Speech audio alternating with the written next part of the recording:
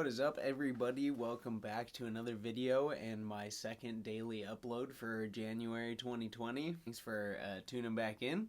I really appreciate that, and I'm having a lot of fun doing it. I spent all of today working on music for other videos or just other videos in general. It's been an awesome creative process, and that's all I've ever really wanted, is to just be creative all the time. So for those of you that don't know me, I have been a professional touring musician and crew member for basically the last 4.5, 5 years. It's about February 2015. I've done upwards of 30 tours in the last 5 years. I've been gone around 8 months a year, and none of that is to brag or anything. I really do like what I do, even if I complain about it more than I should sometimes. But part of going on tour is getting what they call an all-access pass, which allows you to go backstage at the shows, or allows security to know that they don't have to throw you out of the building for trying to go backstage because you belong there. You have this pass that says access all areas, or something similar to that. And over the years, they have made them into a very cool, almost collectible thing, and a lot of them have all the dates on them, so you want to look back and you want to remember them. They are special to a lot of people. A lot of people hang on to theirs and collect them. They used to be very, very special to me, and I don't think I care as much in the last couple of years. It's more about the experiences themselves, but I still hang on to them, and I still have them, and I'm actually going to be rehoming them.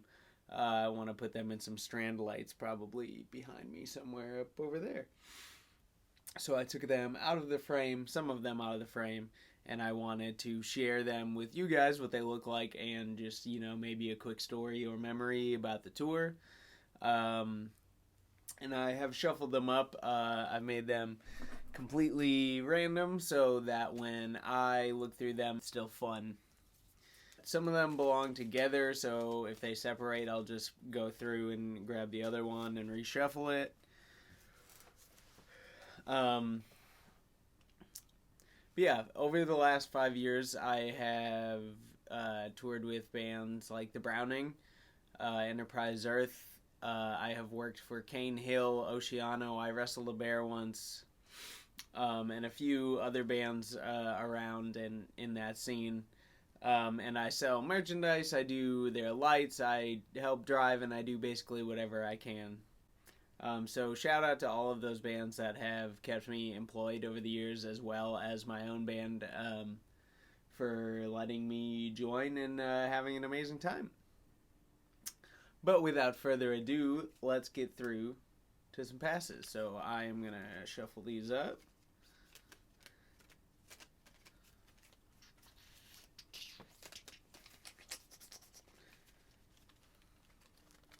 Alright, and I'm going to grab a random one out of the pile here, and we'll talk about that one.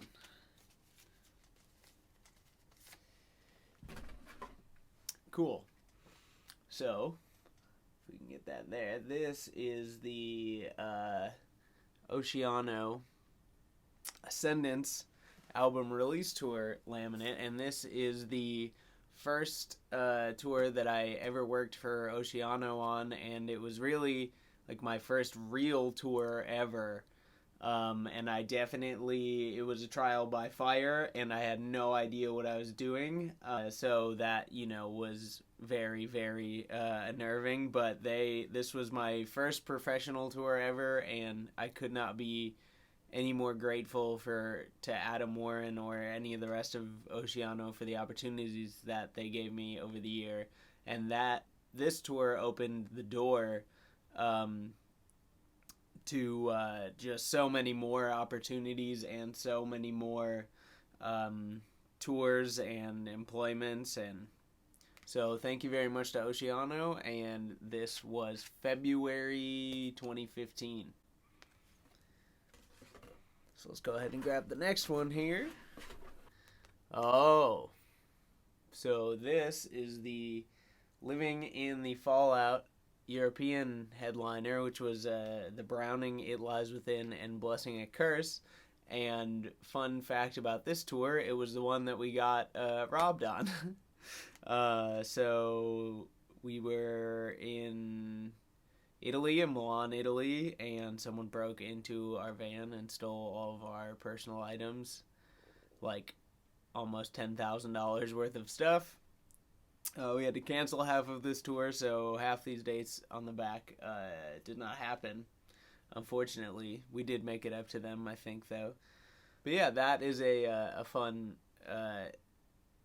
memory. I always think about that one and how wild it is to be halfway across the world and only have literally the clothes that you're wearing to fly back in. But people were so kind to us when that happened, so I can't even look at it as a negative thing that's happened in my life. Alright, next up here. Alright, so this one actually goes with another one, so let me get that one out as well. Alright, so we got these two together. And this is the Chelsea Grin Eternal Nightmare European headliner, and this was Chelsea Grin, Oceano, Kubla Khan, and Enterprise Earth, and I was working for Oceano on this. This is one of the cushiest tours that I've ever done. It was on a nightliner in Europe, which is like a big double-decker bus that the whole tour package stays on. Everyone on this package was a great person. And the amazing thing is I was there for almost 3 months. I lived in Europe between doing this and then doing this, which was the Eskimo Callboy Attila the Browning European tour. And this is one of the funniest laminates that I own, and I can only spill tea. I can't specify because obviously it wasn't my intentions, but this was booked by our old booking agent, and when we were announced on it, look at how tiny our logo is. Which we were the opening band, so it's warranted that we would be a little smaller, but that is pretty small. Anyway, this was a super interesting tour. It's the biggest tour the band ever did in Europe.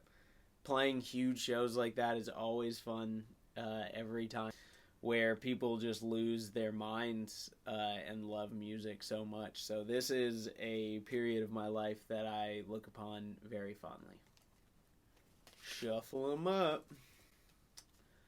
My camera 2 is going to die, so this is going to be a very, very camera 1 heavy second half of this video. So this was this year. This is the Browning Carnage Across America headliner with Betraying the Martyrs and Extortionist. This laminate is a little weird because it's like this big one, like it's like almost an all-over print, but it's pretty cool. And this tour went very, very, very, very well, like well beyond our expectations, and I think just receiving the support for the album that we had just put out, really coming out just swinging with a big package and, you know, bands with names that people know and stuff like that. And we brought our own production and a photographer and everything, and it really, really was just such a payoff to see the amount of people that came out.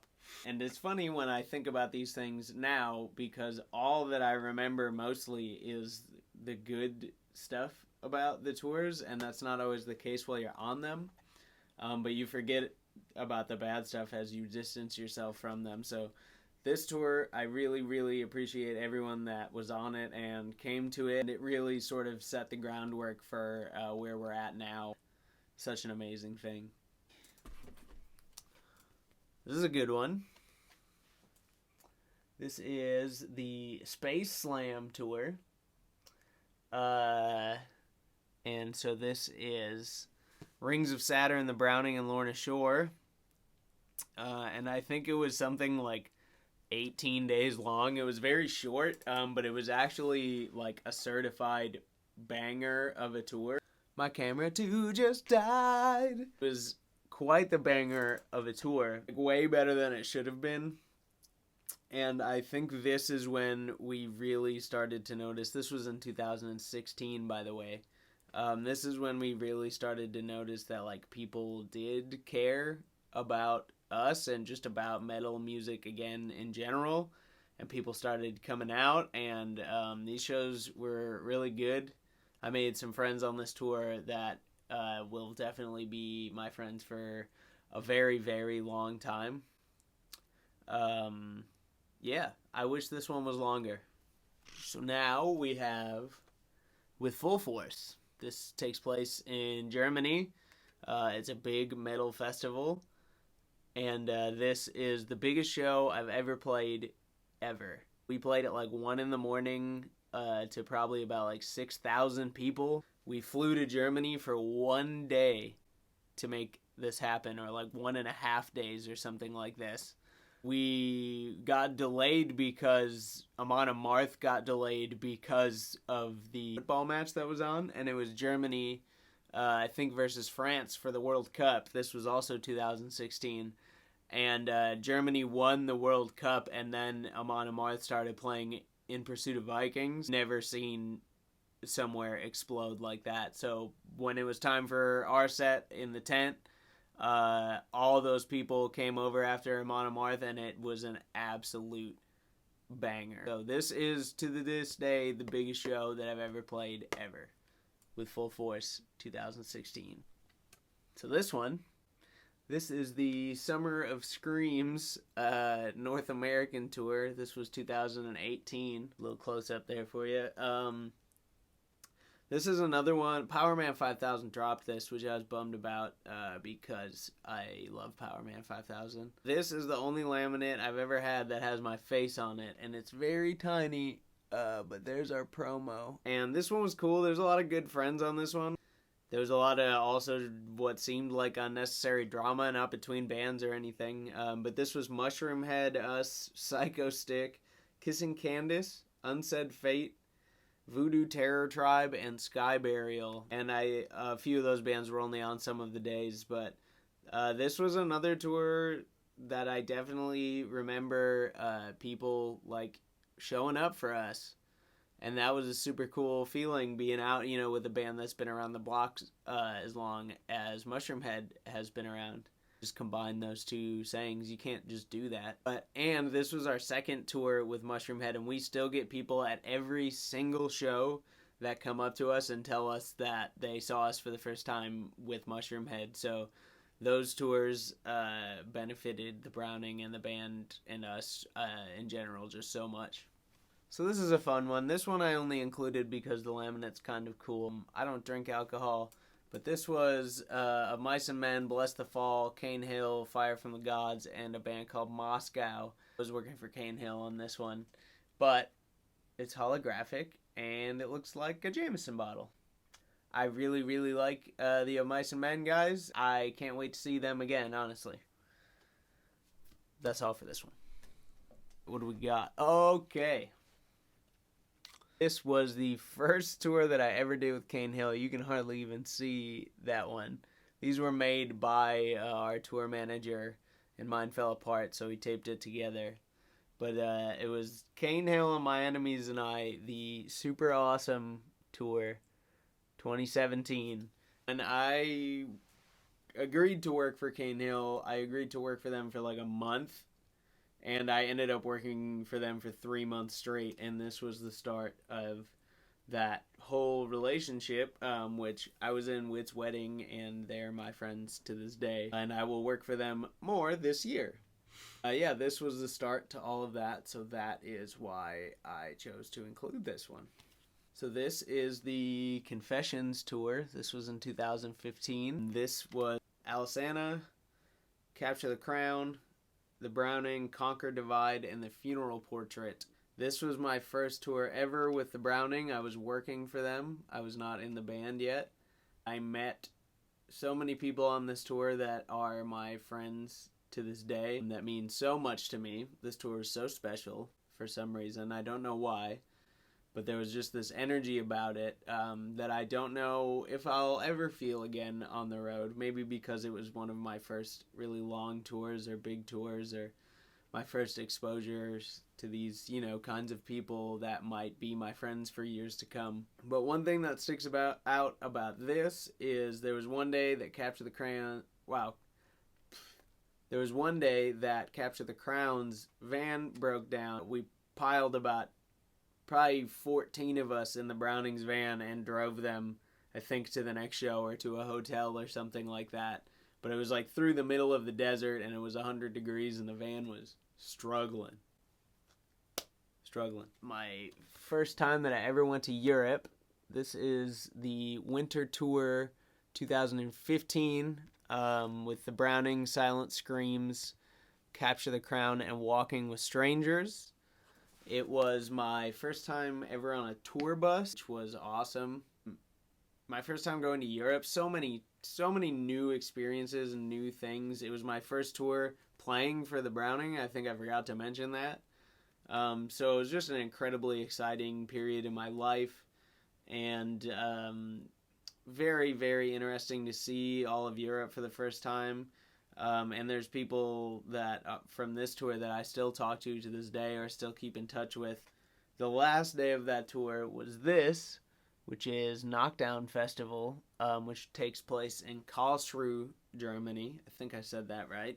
This was the craziest way to end a tour ever. It was like 2,500 people, which I had never even fathomed that I would play to that many people. Everyone just singing the words, and truly an insane show that I'll never forget, because that was really like the solidification of everything, all the work that I had put in over the years trying to get to this point. And it's very easy for me to take that for granted now, but looking back, that, was huge for me. That was huge. And that festival was sponsored by Monster, which was a bucket list goal of mine. So, all right, so we got two more. This is the first tour that I ever did, ever. This is The Last 10 Seconds of Life, Legion, Death of an Era, and Demolisher. And Demolisher needed a van, and I had a van. So I told them that they could use it if they brought me with. So I conned my way into it. This is where I met The Last 10 Seconds of Life, who Wyatt is one of my best friends to this day. This is where I met Adam Warren, who was in Demolisher at the time, which led to me working for Oceano, and then that opened the door for me to work for the Browning, to join the Browning, to be where I'm at now. So this tour is essentially everything. If I didn't do this, I wouldn't be here talking to you guys today, trying to pitch myself in some other stupid way. But I remembered for a very long time, like specifically every day of this tour, and how much it meant to me to have a laminate and to be on tour and be in a van, with all my friends and just like doing the thing, This is very special to me, and I think these got made at Kinko's. And some water definitely got into mine, and I put a Jimmy John sticker on the back of it. But this one is very, very special to me. Yeah. The Break Your Face tour. This was in 2014. This is my first tour ever. Alright guys, last but not least, I wanted to save a kind of cool one for you for last. And just for anyone who's still watching this, first, thank you. This is a long video.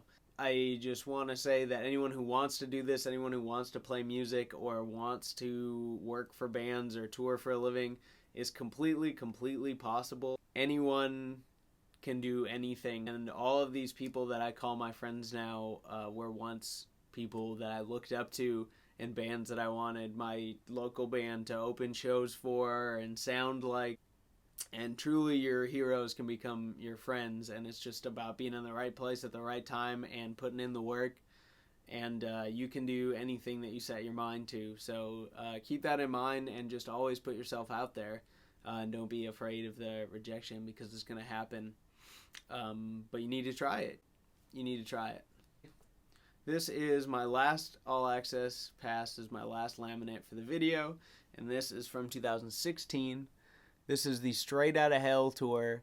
This was Suicide Silence, Whitechapel, Despised Icon, Carnifex, and Oceano. And I was working for Oceano on this. Almost dropped it. But the reason that I saved this for last and that it was so special is because especially Whitechapel was the biggest thing in the world to me when I was like getting into extreme music. I loved everything that they did, and I always wanted to tour with them and be in a band like them. And so this was kind of the like coming to fruition of that. And not to mention the rest of the lineup is also just insane bands from when I was just getting out of high school and just getting into angry music. And so this seeing those names on something that I was a part of and hanging out with every day really meant something to me. So I really wanted to do this tour, and I had a really good time doing this tour.